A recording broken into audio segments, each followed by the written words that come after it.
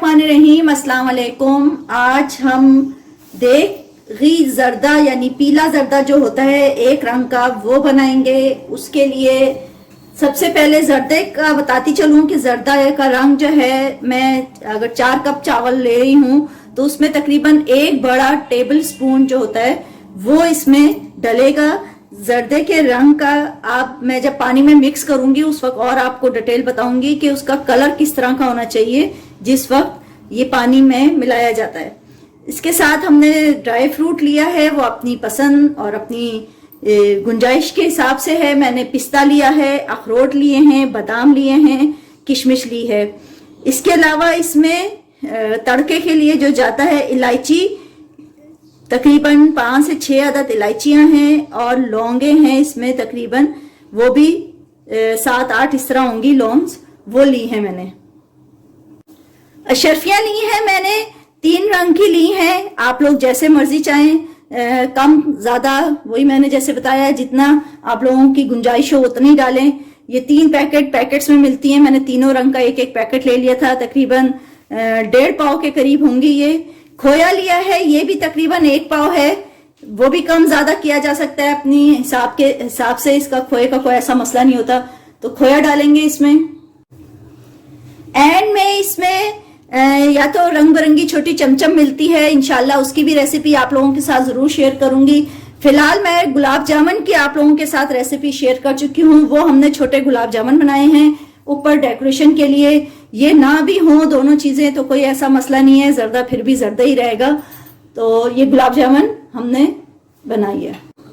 चीनी का हिसाब किताब इसका ये है कि अगर 4 कप चावल हैं तो 4 कप चीनी लें, वो बिल्कुल मुनासिब रहती है। लेकिन हमारे यहाँ थोड़ी सी चीनी अगर कम यूज होती है तो उसके लिए ये है कि मैं तकरीबन ½ कप चीनी कम कर लेती हूँ। जितने चावल हैं उससे ½ कप चीनी कम कर लें तो हल्के मीठे का थोड़ा सा बनता है। वरना मुनासिब ये होता है कि 4 कप चावल है तो 4 कप चीनी लें। अगर इससे ज्यादा करेंगी तो चावल में एंठी आ जाती है, यानी उसमें जरा सी अकड़ाहट आ जाती है चावलों में अगर मीठा ज्यादा कर दें तो उसका एहतियात रखनी चाहिए कि चावल जितने हैं उतने ही कप चीनी ली जाएगी। घी इसमें 1.5 कप घी जाएगा। घी भी कमी पेशी थोड़ी बहुत कर सकते हैं, लेकिन बहुत ज्यादा करेंगे तो वो फिर उसमें रूखापन आ जाता है, तो 1.5 कप इसमें घी जाएगा। चावल जैसे कि मैंने बताए हैं 4 कप चावल हैं, इसको मैंने तकरीबन 1.5 सेला चावल है मेरे पास और मैंने तकरीबन 1.5 घंटे से इसको भिगोया हुआ है। आप लोगों के चावलों के हिसाब से आप भिगोएं। दुकानदार से जब चावल खरीदते हैं तो उस वक्त भी आपको पता चल जाता है, वैसे पैकेट के हों तो वो उसमें भी लिखा हुआ होता है। और इसका पीला पीला सा जो रंग होता है वो सफेदी में आ जाता है। तो इतनी देर इसको भिगोना चाहिए चावलों को। तो तकरीबन मैंने इसको पूरा डिप करने वाले पानी में इसको 1.5 घंटे तक भिगोया है।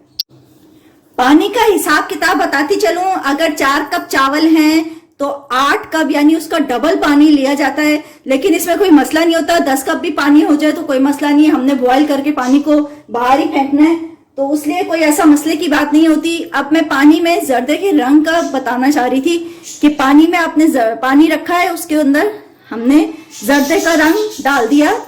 उसको मिक्स करके आप कलर इसी वक्त चेक कर लें। अगर आपको कम लग रहा है तो आप इसी में ज्यादा रंग और ऐड कर दें। जैसे मैंने बताया 1 बड़ा चम्मच, तो ये मुझे कम लग रहा है। ये देखें इसमें कलर, अगर आप यूं देखें तो इसमें कम लग रहा है, इसमें हम कलर और ऐड करेंगे। रंग देखें, इसमें मैंने तकरीबन ½ टीस्पून और रंग डाला है। तो पतीली के अंदर ही आप अगर देखेंगे ये तो इसमें तेज रंग लगने लगेगा।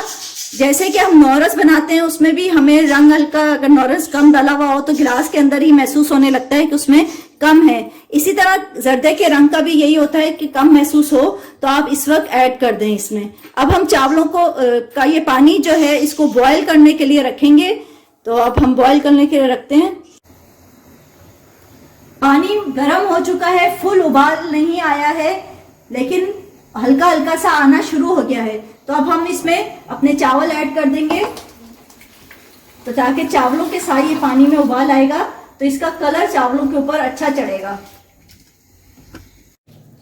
चावलों को पकते हुए मेरा असल में सिलेंडर का चूल्हा है तो थोड़ी टाइम लगता है, 15 मिनट हुए तकरीबन। चावलों को चेक कर लें, तकरीबन 20% चावल कच्चे रहने चाहिए, 20 से 30%। ये देखें चावलों का कलर कितना बेहतरीन आया है। अब हम इसको छान लेंगे और पानी बिल्कुल हमने इसमें से निकाल देना है, खुश्क कर देना है पानी।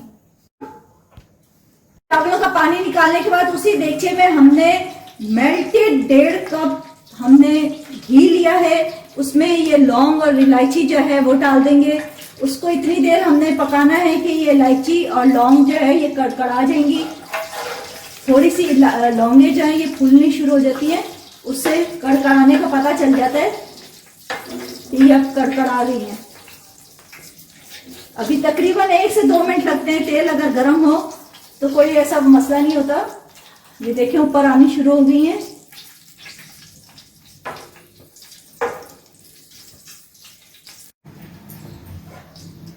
इलायची और लौंग कड़कड़ा गई है। अब हम इसमें अपना जर्दा का जो चावल हैं वो हाफ से थोड़े से कम ही बल्कि वो चावल इसमें ऐड करेंगे।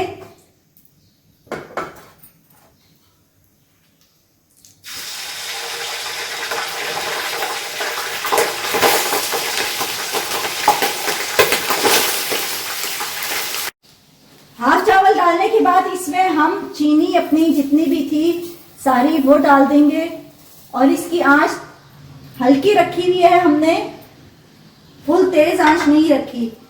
तेज आंच हम उस वक्त करेंगे जब ये चीनी अपना पानी छोड़ देगी। इसके बाद चाहे तो ड्राई फ्रूट आप इसी वक्त डाल दें, चाहे ऊपर से डाल लें, तो वो आपकी पसंद के ऊपर है। इस वक्त थोड़ा सा ड्राई फ्रूट मैंने थोड़े से बादामों को जो बड़े बड़े थे उनको कट किया है, आपकी पसंद के ऊपर है।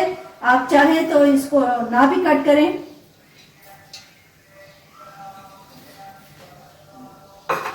इसके ऊपर बकिया चावल जो रह गए थे वो ऐड करने हैं और इसको जैसे मैंने बताया सिर्फ इतनी हार्डली 3 या 4 मिनट लगते हैं ये चीनी का पानी मेल्ट होने में। तो ये चीनी का पानी मेल्ट हो जाएगा तो उसके बाद हम इसकी आंच तेज कर देंगे, तेज आंच पे, क्योंकि चावल हमारे ज्यादा कच्चे नहीं हैं तो ये फिर वरना टूटने का डर होता है। तो हम इसको अभी कवर करके 3 से 4 मिनट रखेंगे। उसके बाद फिर तेज आंच में हम चीनी का पानी को खुश्क कर लेंगे।